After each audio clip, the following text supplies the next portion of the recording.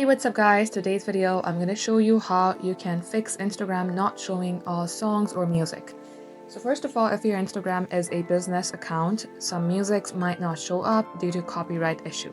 But if it's your personal account, if it's still not showing, here are the fixes that you could try. First of all, check if your Instagram app is updated or not. Head over to your Play Store and then search for Instagram.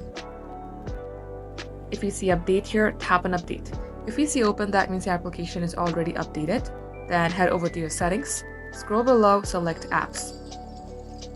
In here also search for Instagram. Then tap onto your app. We're gonna have to clear some cache, so scroll below, select storage and clear the cache.